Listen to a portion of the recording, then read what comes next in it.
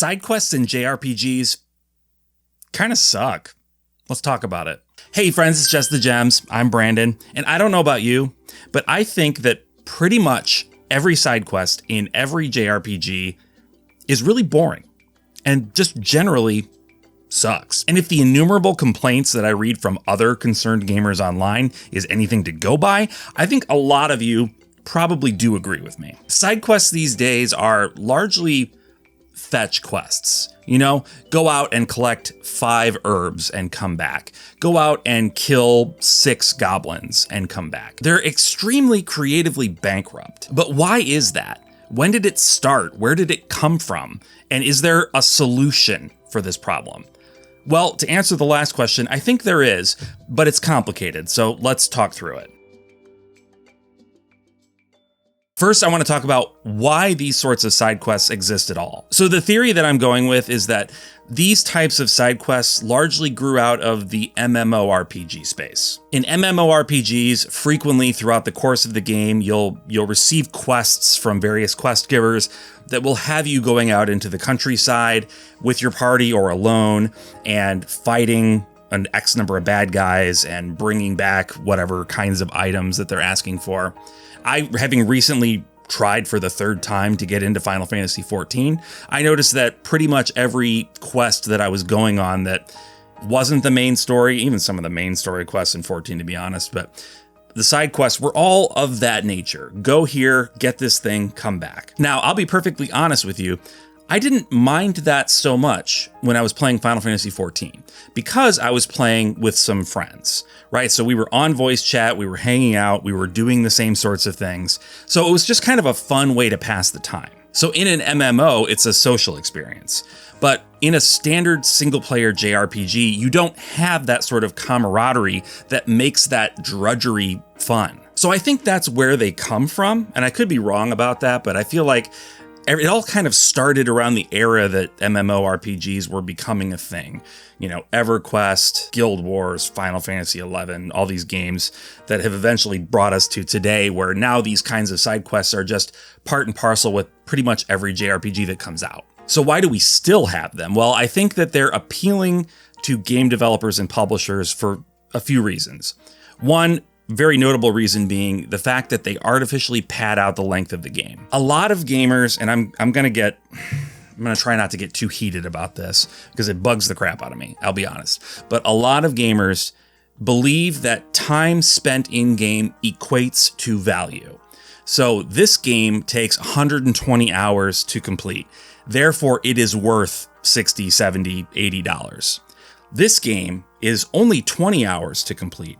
There's no way that it could be worth $60, $70, $80. To gamers like that, and unfortunately I think that's a lot of gamers, that time to play is the primary indicator of value. And developers and publishers know that. Like, they want to keep you playing the game, even if it's not a game that's like monetized, because that spreads the word that, hey, this game is great. This is exactly what you're looking for. If you're somebody who just has an abundance of time and doesn't want to spend any of it alone with your thoughts or whatever, right?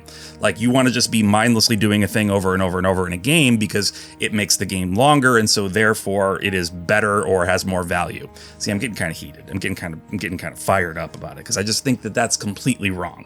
Value, tying the perceived value of a piece of entertainment to how much of your life it takes up is literally self-defeating. It's like the dumbest reasoning that I can think of for enjoying a property. Like, just, I want to spend my time on things that I genuinely enjoy. And doing these sorts of things over and over and over that just pad out the runtime, I do not enjoy that. And kind of related to that, another reason is that more content in a game is considered good, right? You can put on the back of the box that there are 6,000 side quests to experience, right? That sounds good because it's a big number. There's a lot to do in this game. In reality, what you're doing is kind of the same things over and over and over for minimal rewards, right?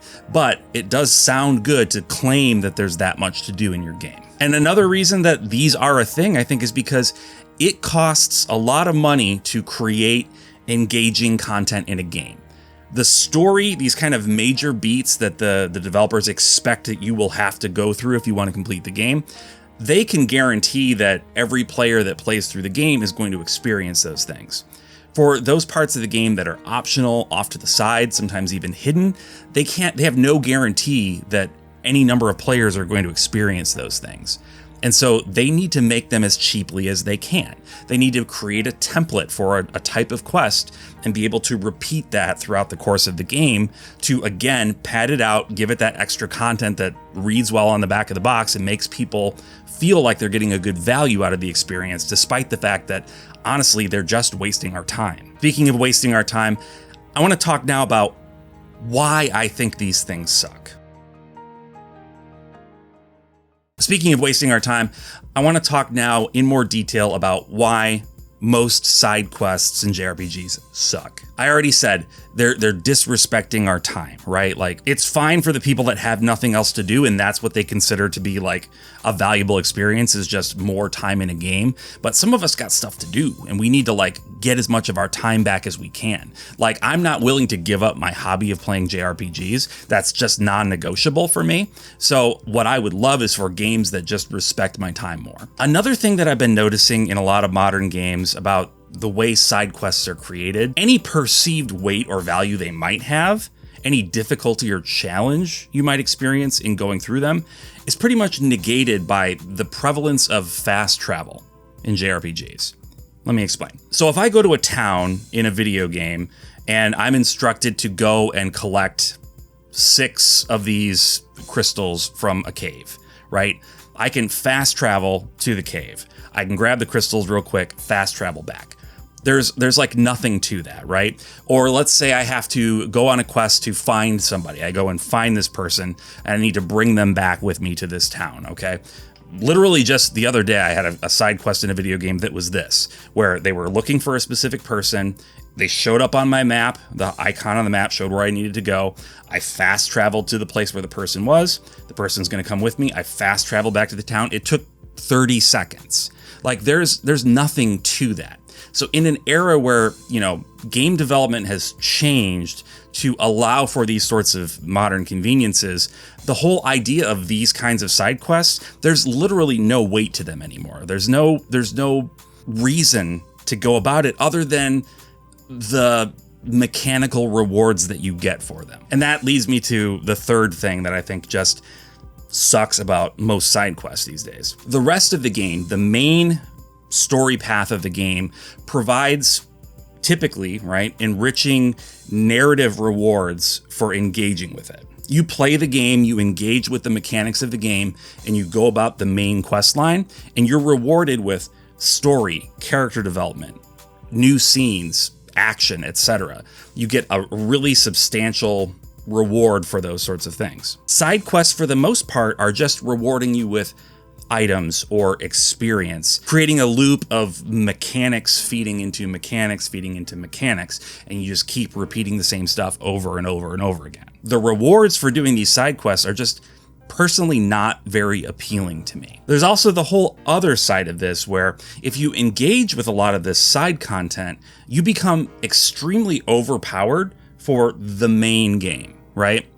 And I don't know about you, but like, I would want to spend more meaningful time in that section, that critical path of the game that the developers spent the most time and money and attention on. But if I spend all my time getting hooked into these addictive, you know, side quest gameplay loops, I become so overpowered that the main critical path of the game becomes trivial. So that loop just ultimately ends up self-defeating because we have less fun overall, a less enjoyable overall experience with the game. Now, I don't want to be completely one-sided. I do want to try to look at this from other people's perspectives so that I can at least feel like I sort of understand it. And if you find that you disagree with me on this and you have reasons why you think that, you know, these sorts of side quests are good, actually, let me know in the comments, because I've done my best to think through it about, you know, why somebody might enjoy these kinds of quests. I'm not convinced by these arguments, but I want to present them as they've come to mind. I get that sometimes you just want to shut your brain off and do a task, right? You just want to shut your brain off and play a game and not have to engage with anything deeper than go here, do this, come back. I get it. Like, me and my wife both really enjoy like television and movies that challenge us. Like we enjoy movies that are really heady and thought-provoking and complicated. My wife's sister, on the other hand, hates that kind of stuff. When she sits down at the end of a long day at work and she wants to watch television, she doesn't want to turn on something that's going to like explode her brain. She just wants to watch a sitcom, laugh at some goofy crap for 30 minutes, and then go about her night. And I totally understand how two people can have these two very different points of view. It's not me, but I do understand that. And I think the same can be said with a lot of video game side quests, JRPG side quests. You want to just go in and perform a task, and it's simple, it's not really embellished, it's just kind of go here, do that. And that can be enjoyable, it can help you unwind. So I can understand that, even if that's not me. Similarly, if you have been playing through the critical path of the game and you're experiencing maybe some really heavy story beats, you're super engaged with the plot, and you've just, been taken for a ride, and you're like, you've just been hit with like some big heavy story moments. You might want to take a little break from that. You might want some time to decompress from all of those extremely heavy story points. Also, understandable. I feel like more than any other, like I've kind of been there before, where, I've spent a lot of time on the critical path in a game and seen the twists and turns of the plot and experienced these character moments. And I'm like, okay, like, I need a minute. Like, let's do something else. And maybe that something else is something out of the game, or maybe it's, spending time in the game doing other things. And finally, honestly, and I alluded to this earlier when I talked about kind of the addiction of this whole thing, there's a real and genuine dopamine rush that people get, myself included, from checking things off a list, right? It's funny how like we are drawn to chores, not like real chores. We don't want to do the real chores most of the time because like that's a drag, and who wants to do that? But in a virtual setting, we love that stuff. We love being given a list of things to do and going around and seeing them get checked off. It genuinely feels good. Our brains love that stuff. And I think that's a big part of the problem. Modern video games are so addictive, even before you get into the whole gambling side of it with like gacha mechanics and whatnot. Just the way games are developed, they are tapping into that primal part of our brains where we just want to check the box. We just want to make the number get bigger. And it's a way that these companies, whether intentional or not, control us. So yeah, not a big fan of JRPG side quests. They're too basic, they're too simple, they're too boring. What can we do about it? What can developers do to fix this? Well, I have some thoughts. One big one that I think a lot of people would point to, and it's not a JRPG, but it's sort of in the ballpark. It's a Western RPG that kind of feels, in a lot of ways, JRPG-ish, and that is The Witcher 3. So if you don't know, I'm sure you do, but if you don't, The Witcher 3 is the third game in the Witcher series, which is based on a long-running series of fantasy novels, and they star a consistent main character, Geralt, and he's like an established character, right? He's not a nameless, faceless protagonist like in most Western RPGs. He actually has a personality and people around him in his life. And I think that's largely where I sort of feel the JRPG-ness of it all, is just in the character of Geralt and in the characters of the people around him. Now, I've only played a little bit of The Witcher 3 so far. I have it on my PC and I've been playing it, but I'm only a few hours into it. But I will say, and I know this from talking with other people who have played it, the way The Witcher 3 does its side quests is remarkable. Like everything from just a basic monster hunt to whatever, like everything has a story to it. There is interesting stories being told in this world. And I think that is possible largely because the world of The Witcher, right? The Witcher 3, but the whole world of that series is so well established, right? The storytelling methods used in these games benefit from having this rich world that exists in this fantasy universe. So I don't know whether it's as easy for other games to just have this be the way it is. I mean, it's not easy at all, right? Like the developers at CD Projekt Red, like they have to work. They have to work hard to make these side quests so interesting. But by and large, they are all bespoke, interesting quests. So if more developers would learn the lessons from The Witcher 3 And even if that, even if the game that they make doesn't have as many side quests, if they are as interesting as the ones that I've seen in The Witcher 3, then I think they're on the right track. Another example, and this one might seem weird because I'm not super crazy about Final Fantasy 16. I liked it. I had a good time with the story. It was dark. It was, not the sort of gameplay that I was most interested in, especially from a Final Fantasy, kind of being an action game. I really am much more of a traditional JRPG, whether turn-based or action. It didn't even feel like a traditional action RPG. It just kind of felt like an action game. It was good, but it wasn't my preference. But anyway, funny enough, the way Final Fantasy 16 did its side quests is actually kind of on the right track. Now, most of the side quests in Final Fantasy 16 were still of the very basic, like, go here, collect this, come back, go here, kill these things, come back. So the actual quests themselves were not necessarily groundbreaking in the sorts of things they had you do. But what was interesting was that if you participated throughout the course of the game in all of these side quests, what you actually end up doing is piecing together this whole other like secondary plot line that's been running alongside the main quest the whole time.